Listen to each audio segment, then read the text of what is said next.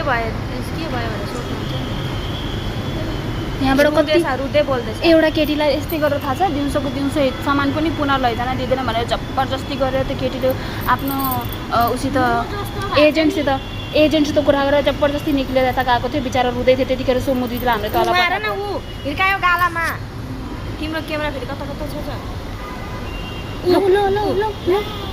आइज गयो भिडियो गर्यो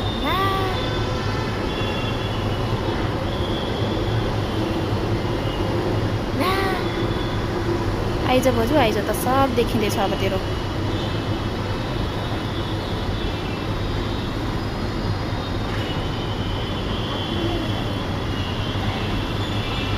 हल्ला गरेर जानु नि यो केटी पनि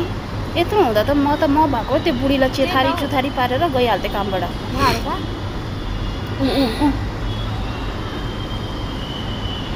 हात नउठाउनु भन्दैछ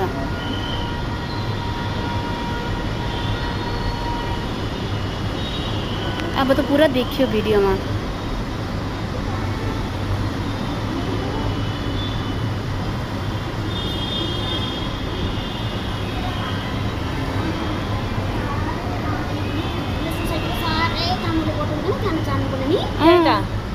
अब कतिहरू त डरले पनि आउँदैन हो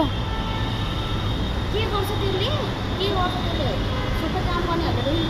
यसले नै रिपोर्ट गरे नि केही पनि पाउँदैन पहिला मेरो काम गर्ने गाउँ यस्तै भएको तर त्यसले चाहिँ मलाई छुटेन रिपोर्ट गरिदिएको अहिले कोही काम गर्न सकेको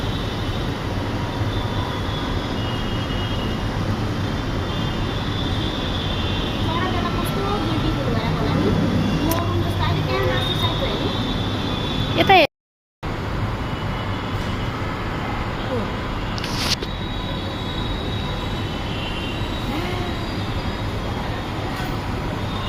त्यहाँ भएको मान्छेहरूले के गर्दै छैन